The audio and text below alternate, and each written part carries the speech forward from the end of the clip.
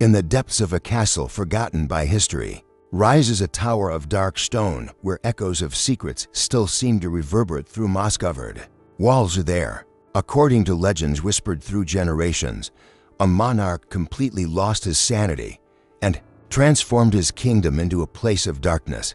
This is not merely the story of a king who went mad.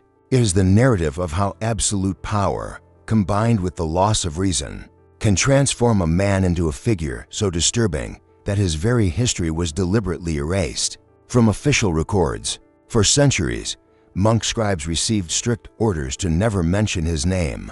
Chroniclers were dismissed for daring to write about his deeds. Even royal portraits were burned in public squares. But some stories are too powerful to be completely silenced. And today, we will reveal the obscure truth about the king that Europe tried to forget.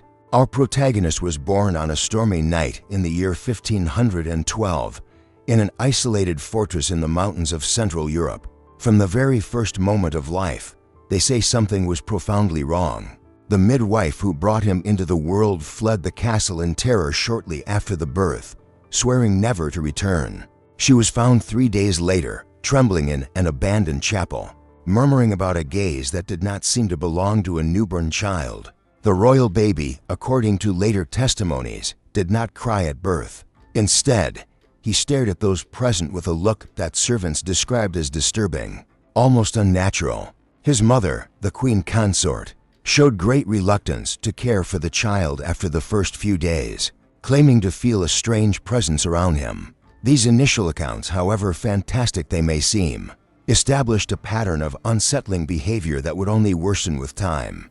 During his childhood, the young prince demonstrated a coldness that went far beyond the typical mischief of medieval nobility. At only 5 years of age, he allegedly ordered severe punishments for servants over minor mistakes. When his tutors tried to explain that a child had no authority to give such orders, the prince entered a fury so intense that he needed to be restrained by 4 adult men.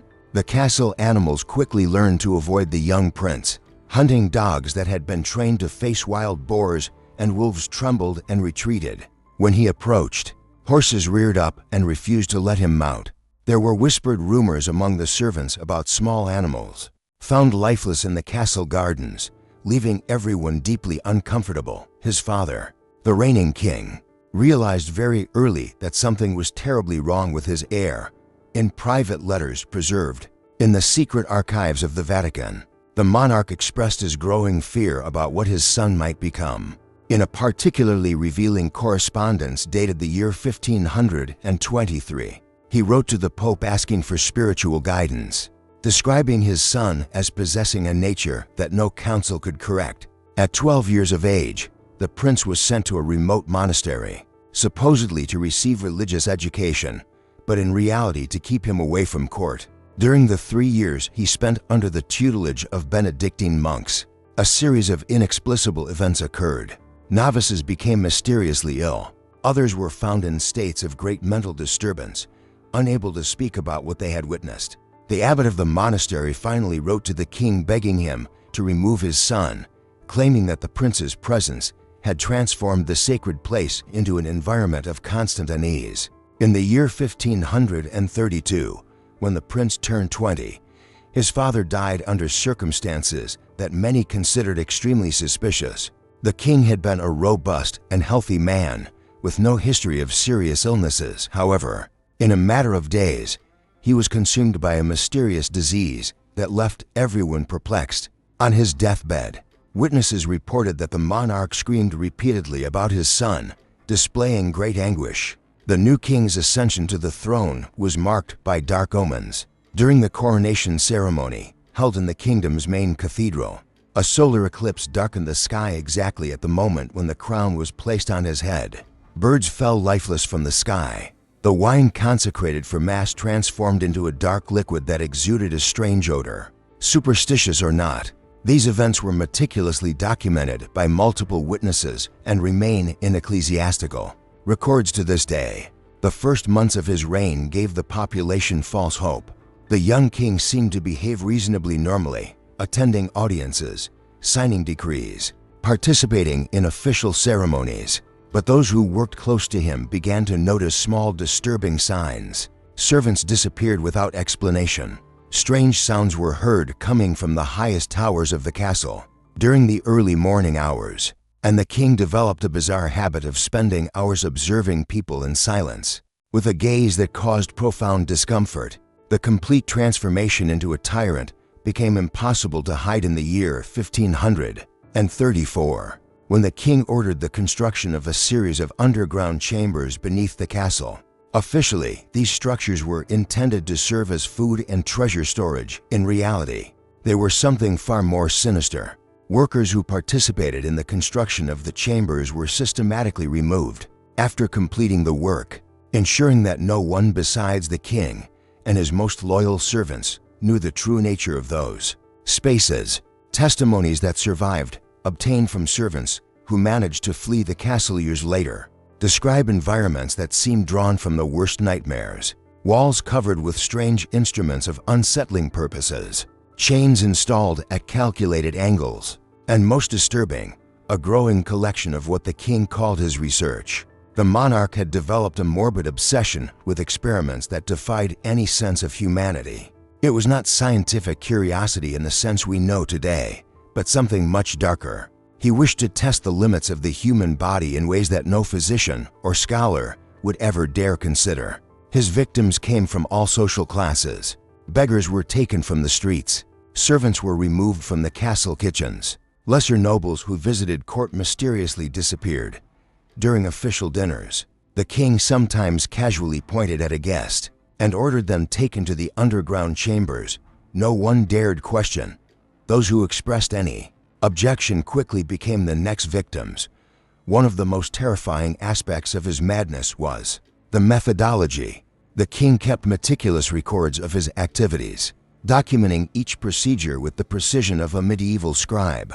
These diaries, if they still exist hidden in some secret archive, would describe horrors beyond comprehension. One passage that supposedly leaked through a literate servant described how the king had developed complex techniques using unknown substances and methods that defied the medicine of the time. The royal court transformed into an environment of absolute dread.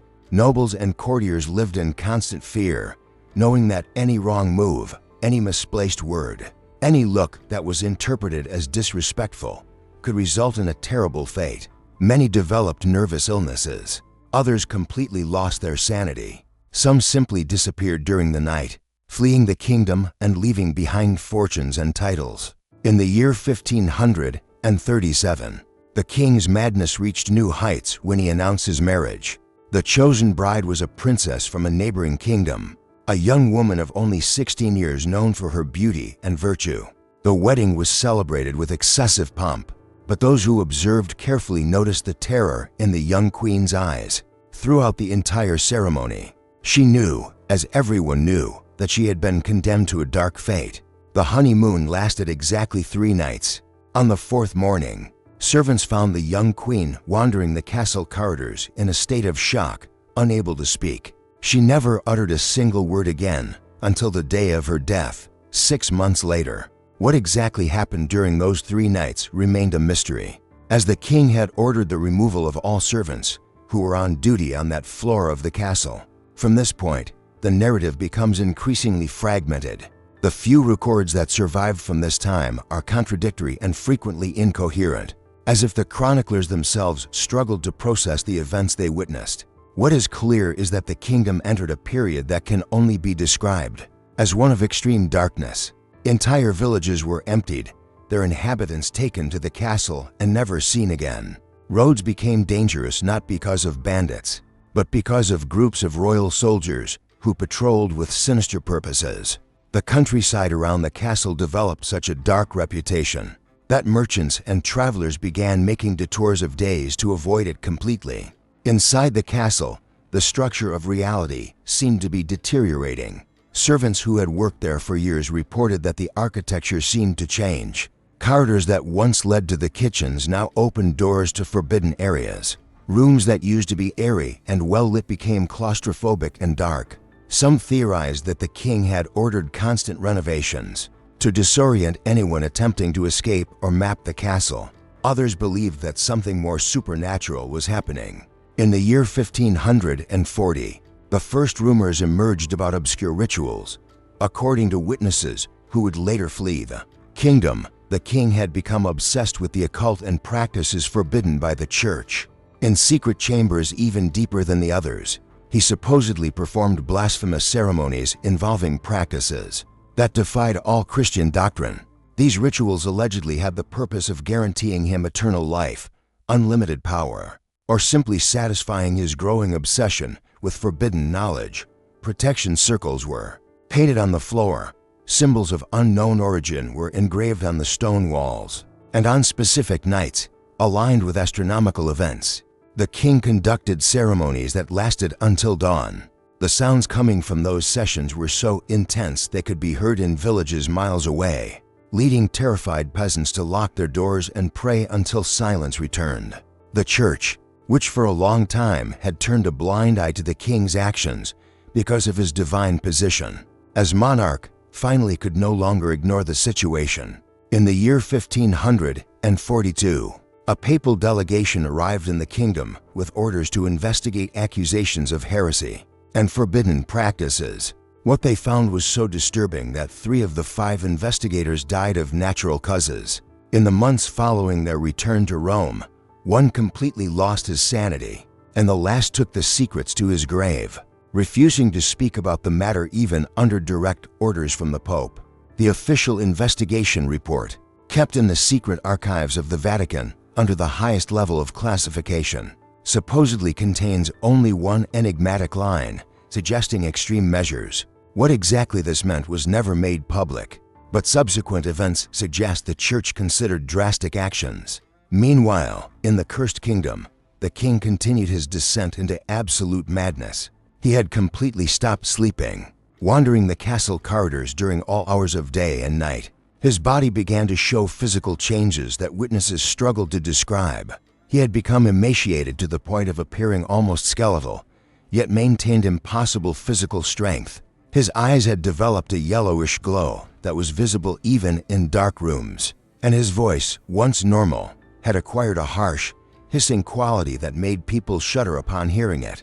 In the year 1544, the inevitable finally happened. A coalition formed by desperate nobles from the kingdom itself, secretly supported by the church and neighboring kingdoms that feared the expansion of the madness, organized a rebellion. What should have been a calculated military operation transformed into a battle that defied any rational description. According to reports from the few soldiers who survived and dared speak about what they saw, the castle seemed to defend itself. Gates that had been forced shut themselves again without explanation. Soldiers disappeared in well-lit corridors, and those who finally reached the underground chambers found scenes that would haunt them for the rest of their lives, evidence of experiments that had been abandoned, states of suffering that defied comprehension. And in the center of it all, the king, sitting calmly on an improvised throne, waiting for his attackers with a smile that revealed a physical transformation that seemed impossible. The final battle, if it can be called that, lasted 3 days and 3 nights. The details are obscure and contradictory. Some say the king demonstrated superhuman strength. Others claim he simply disappeared into the underground labyrinths of the castle, never to be found. A particularly disturbing version suggests he was finally captured, but when they tried to judge him, they discovered that conventional methods were completely ineffective. What is known for certain is that, at the end of those 3 days, the king had vanished. His body was never found. No tomb was erected, and strict orders were issued that his name should never be recorded again. In the kingdom's official history, the castle was completely destroyed. Not only the structures above ground, but the very foundations were dismantled stone by stone. The underground chambers were sealed with sacred mortar blessed by 20 bishops. Holy earth was brought from Rome and spread over the ruins, and a monastery was built on the site, its monks having a single mission: to pray perpetually that the evil buried there would never resurface. All official documents related to the king were systematically destroyed. Chroniclers who had written about his reign were ordered to burn their works. Some who refused were banished. Portraits were burned in public ceremonies supervised by the church. Even coins minted during his reign were melted down and transformed into church bells, in a symbolic attempt to transform evil into something sacred. But some secrets are too large to be completely buried. Fragments of correspondence survived hidden in the archives of neighboring kingdoms. Oral accounts were passed down from generation to generation in remote villages, and forbidden documents circulated among occultists and collectors of forbidden knowledge. Through the centuries, during the years following the castle's destruction, strange phenomena were reported in the region.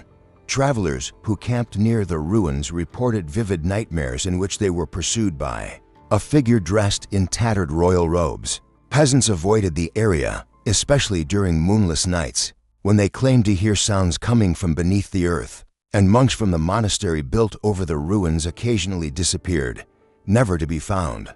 In the 18th century, more than 200 years after the events, an obsessed historian managed to gather enough fragments of the story to publish a partial account.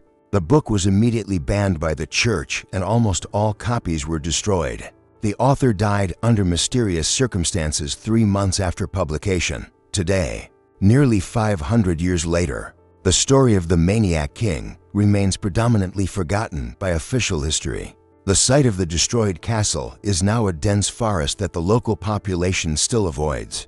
The monastery was abandoned in the 19th century after a series of inexplicable events, and the ruins beneath the trees are occasionally visited by paranormal seekers, many of whom report disturbing experiences. Archaeologists who attempted excavations at the site invariably abandon their projects. After discoveries they refuse to discuss publicly. Electronic equipment fails without explanation. Cameras produce distorted images, and workers report oppressive sensations of being watched by something invisible. The complete truth about the Maniac King will probably never be known, but his story serves as a dark reminder about the dangers of absolute power. Combined with the loss of sanity, a man who should have protected his people became their worst nightmare. And even after his disappearance, his legacy of dread continues to haunt those who dare seek the truth. On silent nights, when the wind blows through the forgotten ruins, some people swear they hear a sound they cannot identify. Perhaps it is just the wind among the ancient stones, or perhaps it is something more, something that never truly disappeared, but merely waits in the shadows. And so ends the forbidden history of the Maniac King, a narrative that Europe tried to erase, but that persists in the shadows of collective memory, a terrifying testament to how far human darkness can reach when it finds no limits.